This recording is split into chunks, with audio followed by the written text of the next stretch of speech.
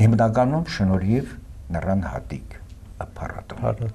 որ արդեն այս տարի 9-րդ անգամ է։ Սա լուրջ բան է եւ կարծում եմ այստեղ գիտեք մեր արվեստագետներից պահանջները ինչպես սովորաբար ժողովուրդը ասում է պրետենզիաները մեր պետությունից հենց այս հարցերում է 9-րդ անգամ փառատոն կազմակերպող դպրոցական թատրոնը պետք է արդեն դառնար ոչ թե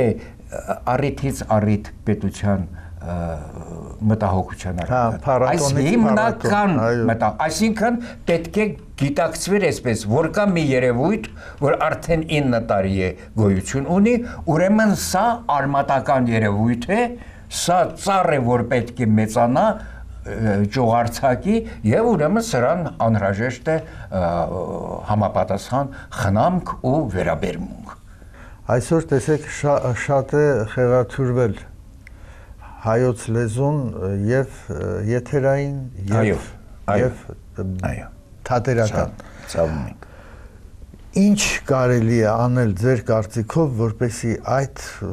ոնց ասեմ, այդ էպիդեմիայից ազատվել։ Իմ դեղատոմսը կարող է շատ տարօրինակ տվել քեզ, որտեղ ինչպես եթե չեմ սխալվում դա ուկրաինա-ռուսական մեծագույն գրող հանճարեղ Գոգոլի խոսքերն են։ Մարդիկ, որոնք կյանքում ոչ մի բանից չեն վախենում, վախենում են ծաղրի առարկա դառնալուց։ Հորի երևույթները պետք է ծաղրել, պետք է դրանք եւ ոչ միայն երևույթը պիտի ծաղրել, այլ երևույթը կրողին պիտի ծաղրել։ Նա պետք է տեղ չունենա հասարակության մեջ։ Նրա ինչպես ասում են, նրա մեջքը պիտի վառվի, նա չիմանա ուր գնա, ինչպես իրեն ազատի վերաբերմունքից, այդ բացասական վերաբերմունքից, որ կա իր նկատմամբ, որովհետև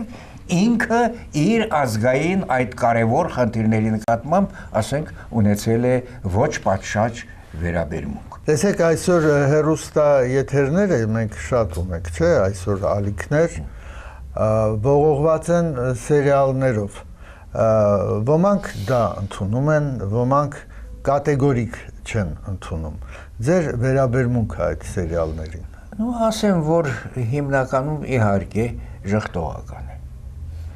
Չեմ կարողանում նայել ես այդ սերիալները։ Քանից ես փորձել եմ, բացել եմ, մի քանի էպիզոդ, մի քանի դրվագ նայում ես եւ արդեն գիտես եւ ավարտը եւ ընթացքը եւ այդ ատրճանակների առատությունը սերիալում, այդ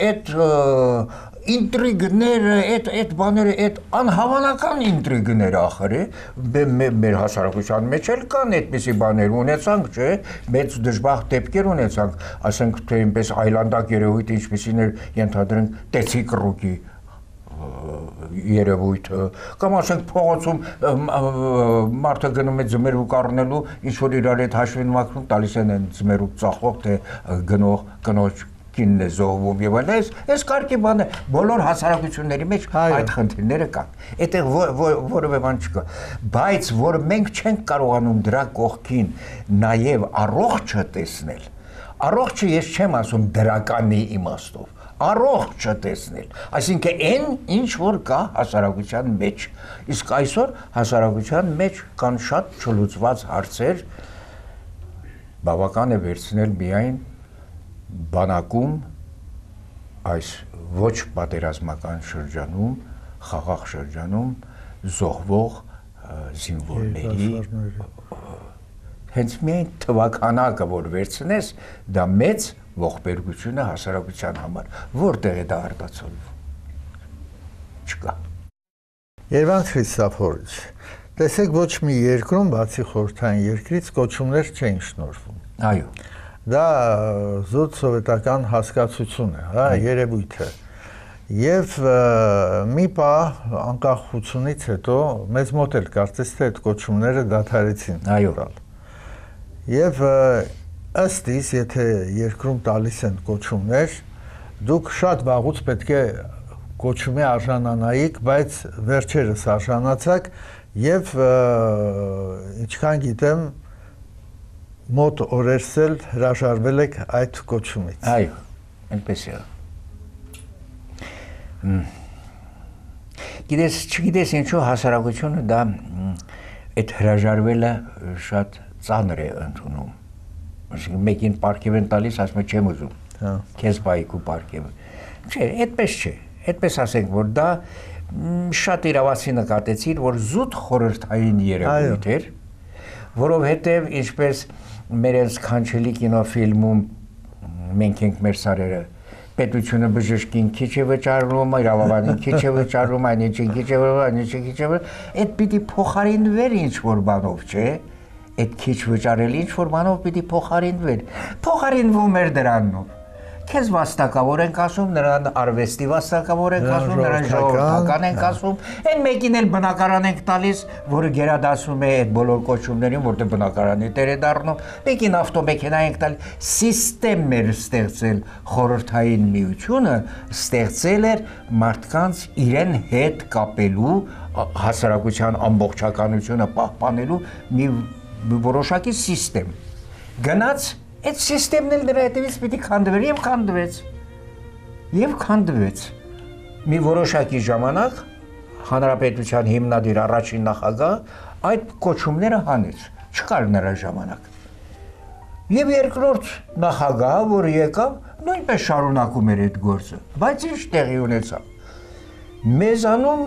գտնվեցին արվեստագետներ,